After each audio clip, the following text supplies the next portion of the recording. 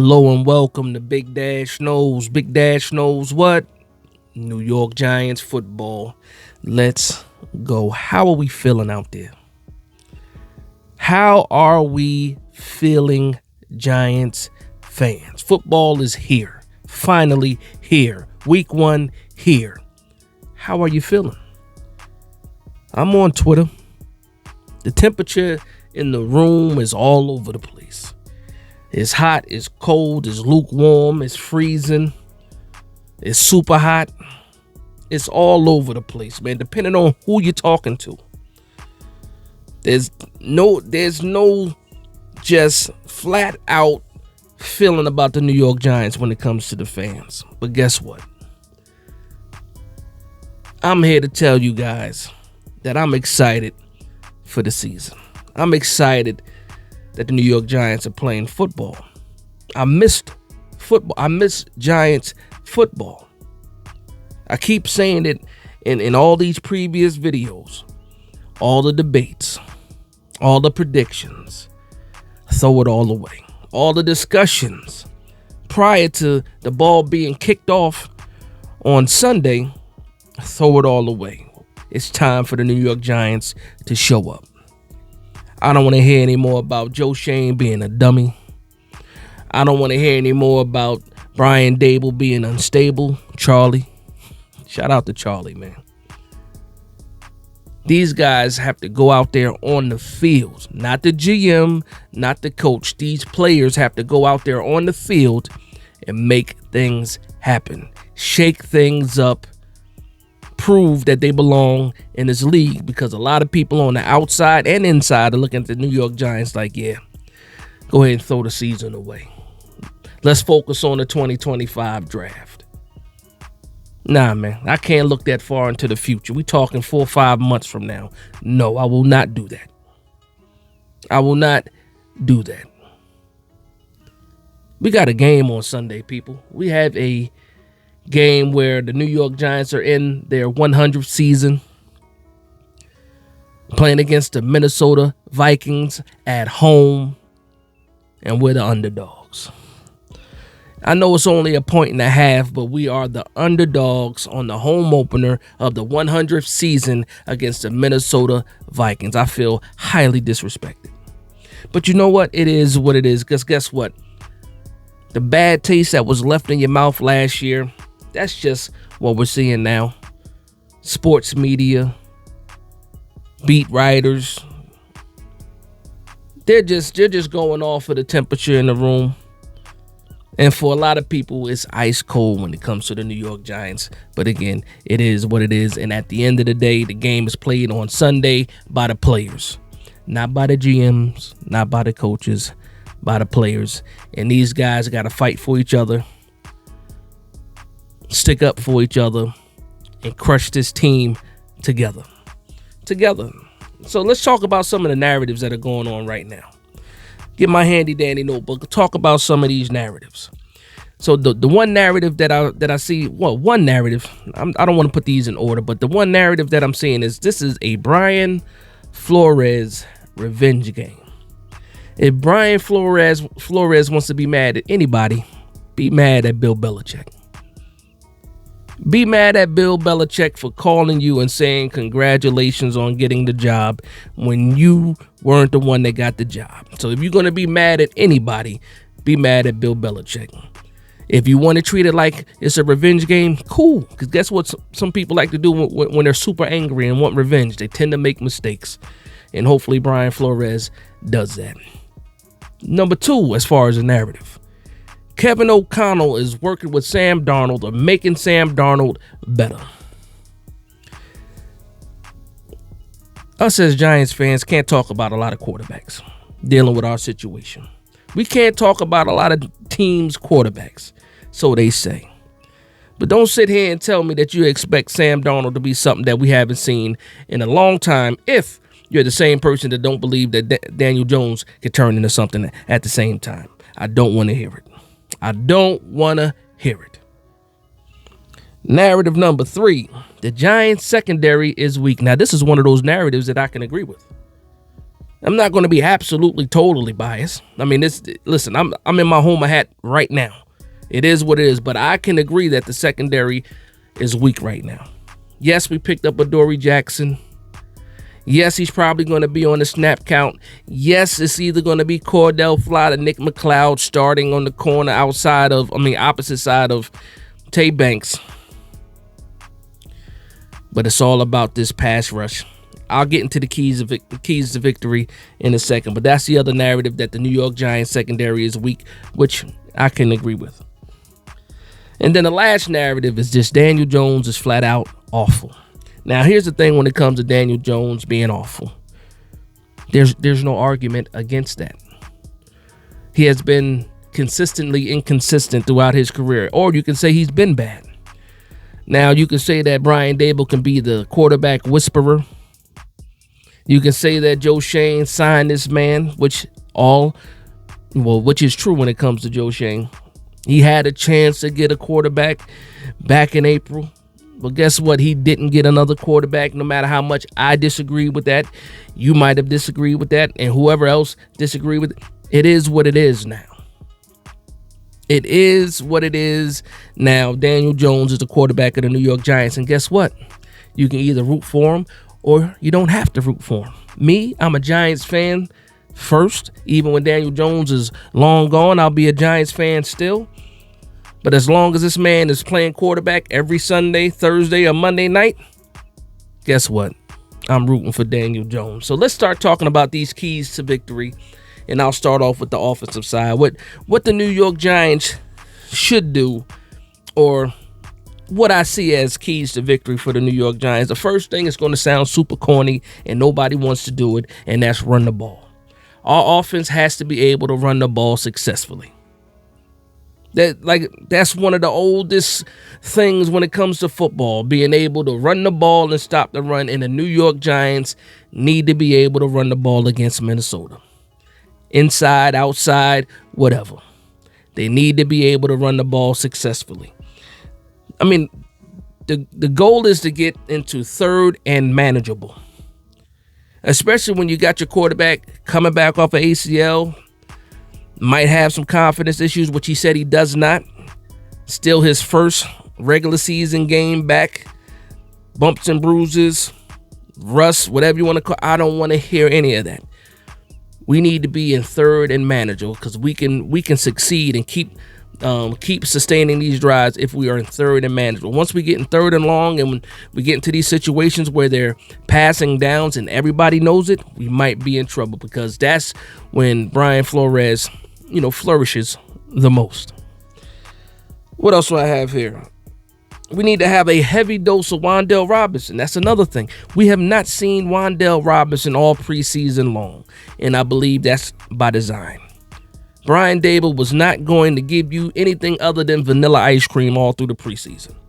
Straight up vanilla. No Rocky Road, no cookies and cream, no chocolate chip cookie dough, none of that. He gave you straight vanilla ball. The only thing that gave you a little bit of hope was Malik Neighbors, and he was sprinkled on vanilla ice cream, because he was not trying to give away anything, because that's our biggest advantage in week one. The Vikings are not sure what kind of game plan Brian Daboll is going to come with. Now, this is his first time calling plays. Not his first time calling plays, but his first time really being a play caller from day one. His hands are all over this offense. You can go back to the Buffalo Bills, but not really, because the roster is different. We have to take advantage of using Wan'Dale Robinson, and I believe you use him, again, he's your gadget guy, but also as an extension to the running game, the short passing game.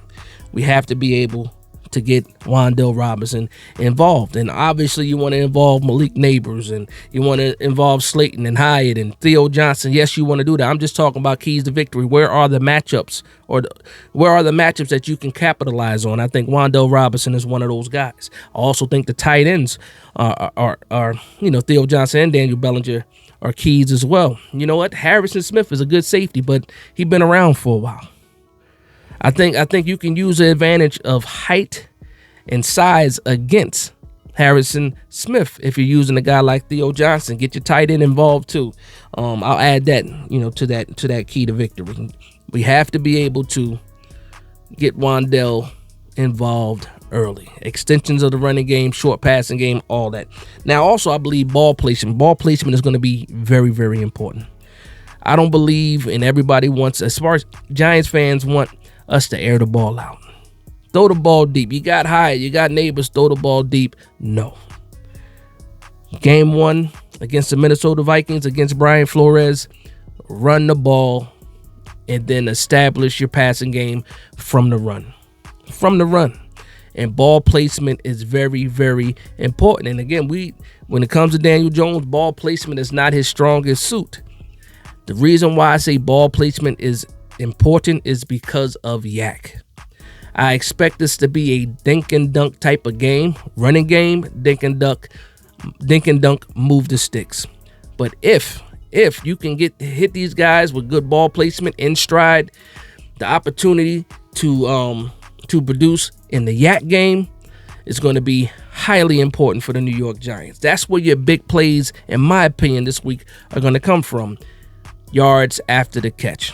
That's my keys to victory on the offensive side. Let me know what you guys think in the comments down below when it comes to the offensive keys to victory. Am I saying anything new? I don't think I'm saying anything new. I'm just saying there's nothing special that you have to do against the Minnesota Vikings. Solid football, mistake-free football. You can't turn the ball over. Run the ball successfully. Move the sticks. That's what the keys to victory are on the offense, in my opinion. Now let's shift it off to the defense, and I'm not going to be here too much long. You guys know I like to get in and out. Pause. I like to get in and out, give you guys this information, and move on so you guys can enjoy the rest of your evenings, mornings, or afternoons, whenever you're listening to this. For the defense, again, it's very, very corny. Stop the run. The defense has to be able to stop the run, and the New York Giants haven't been able to stop the run in a few years. One of the strong suits of Shane Bowen is being able to stop the run. You have Dexter Lawrence. This new scheme is favorable to being able to stop the run. You allow your linebackers to scrape and move freely and clean up the mess. Clean up the mess, so you got to be able to stop the run. You want to get the Minnesota Vikings in 3rd and long. That's another one. We get them into obvious passing downs, then you can let the horses go. Tibbs, Burns, Dex, let them all eat when it's 3rd and long. Azeez Ojulari in a rotational role. Elijah Chapman, let these guys get after the quarterback with the front. I think that's very, very important. Also, you have to collapse the pocket. You have Dexter Lawrence. That center is no match for Dexter Lawrence. None. I don't think there's a center in the league anymore since Kelsey retired that's a match for Dexter Lawrence. You have to be able to collapse the pocket, get that pressure up the middle on Sam Darnold. And when you do that, your edges do what? Make the pocket messy, let the edges clean it up. Pressure up the middle, get him flustered. If he's trying to escape, either on the right side or the left side, Tibbs, Burns, go eat and go clean it up. That's what I think it is. Again, simple. It sounds simple. Execution matters. All game plans sound simple, but at the end of the day, it's how the players execute the defense. Let's see what else I got here. Oh, secondary. Again, I believe the secondary is weak. We'll find out. Maybe something that we think is the weakest link can be an emphasis of strength at the end of the day. We'll see what happens. But to me, the secondary has to keep everything in front of them. You have to be disciplined. Keep everything in front of you. You can't get beat deep. Again, simple instructions, simple schemes, simple keys to victory.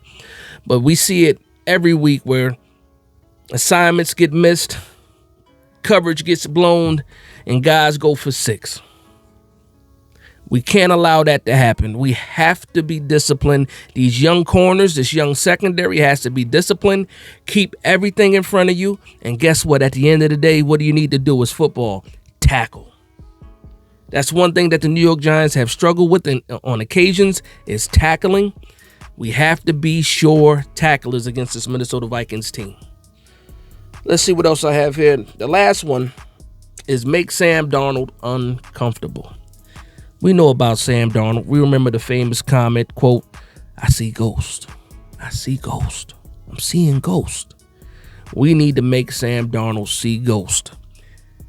From the Jets to the Carolina Panthers to the San Francisco 49ers, he couldn't quite stick anywhere, and that's for a reason. Now he's getting another shot with the Minnesota Vikings, which by default, because it's most likely should have been, could have been, would have been J.J. McCarthy starting, maybe not week 1, but eventually taking over, but he gets hurt, so now they're focused on Sam Darnold. And all of a sudden, once J.J. McCarthy gets hurt, you start hearing people talk about Sam Darnold again. The magic, the myth of Sam Darnold. For me, keep him uncomfortable. Make him see ghosts. I want him to look at Casper all day. All day on the field. Ghost. If we can get a lead on the Minnesota Vikings and force them into passing situations, I think the closer, Kayvon Thibodeau, and Spider-Man will eat and have multiple sacks. Multiple. I mean, as a defensive front, those guys.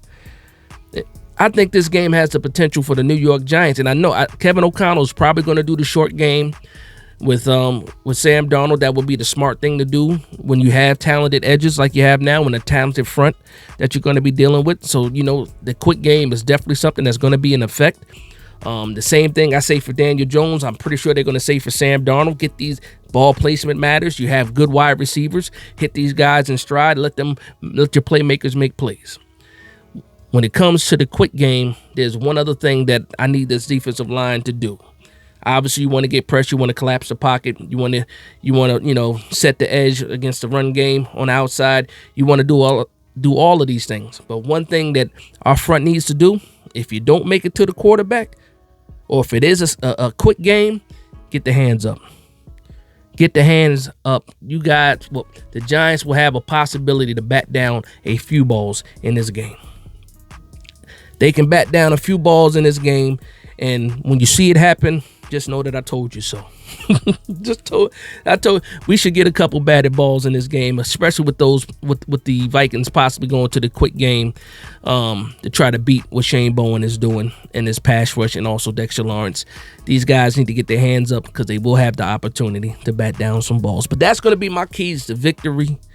Offense and defense. This is going to be the video, the preview for the New York Giants going against the Minnesota Vikings. Again, this is one-sided because I'm a Giants fan. If you're a Minnesota Vikings fan, you came across this video, I apologize. Because I say preview of the game, but mainly it's about the New York Giants being able to win and beat the stuffing out of the Minnesota Vikings. I apologize. Sorry, but I'm not sorry. So with that being said, I want to thank everybody for vibing with me. Please like, comment, and subscribe. And for one Giants fan to another, this is Big Dash Knows, Big Blue Nation. We're underdogs against the Minnesota Vikings at home, 100th year anniversary. I feel highly disrespected. Highly disrespected. So what I need the New York Giants to do is put foot on necks. Put feet on necks for 4 quarters. Come out with a victory. Let's go.